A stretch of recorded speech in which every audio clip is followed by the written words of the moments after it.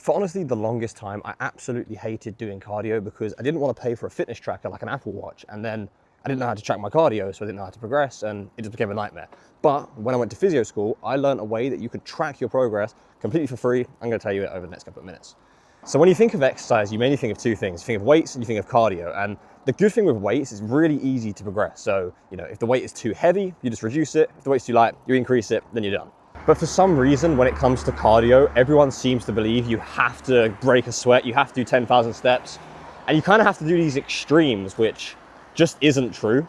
And the problem with this is then every time you try and do your cardio, you just completely burn out because you're doing way too much and you're getting way too tired and you've got no system to actually track it, and that's why people hate doing it. If you don't need a wearable like this and you don't need to pass out and sweat every time you train, what do you actually need to track your progress completely for free? And this is the part they don't tell you. So it's called the Borg RPE scale, and it's basically a scale from 6 to 20 that directly correlates with your heart rate. So the average person's heart rate sits between 60 and 70 at rest, so that's why it starts at 6 to 7. Then the average person's maximum heart rate, which is 220 minus their age, is around about 200. Obviously it varies depending on how old you are, but that's why it goes up to 20. All you need to do to score your intensity is actually just score yourself between 6 and 20, 6 being rest and 20 being an all-out max effort. So for example, me right now, I'm not cycling hard, it's not difficult, so I'm probably a 9, maybe even an 8, and if I check it, yeah, I'm at 83 BPM. Basically, all you need to be able to do is count between 6 and 20, and if you can score yourself between 6 and 20, you can get a fairly accurate actually, and a very good look at what your intensity is. So now you know how hard you're training. Then the next part of the puzzle is obviously in the gym, you lift different weights to make different progress and you need to push them hard. When it comes to train your cardio, we typically use heart rate zones.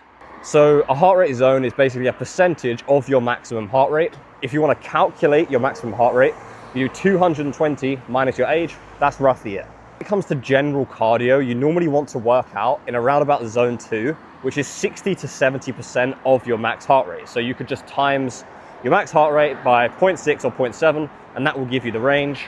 Or you can just Google it and it'll come up, so you'll be fine. So for me, my zone 2 is roughly 120 to 140 BPM.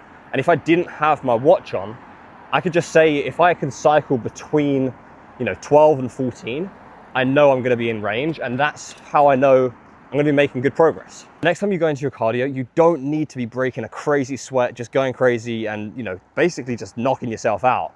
And you don't need to buy a wearable. Use the Borg RPE scale and you'll get an amazing look at how intensely you're training to actually help you quantify it. Also, one video is really not going to help. So if you want all of this written down, I've actually created a 6 email, super quick email chain. It's only 6 emails, takes less than 5 minutes to read each day. And it's going to tell you everything you need to move better for mobility, strength, and endurance. If you want it, I'll link it down below.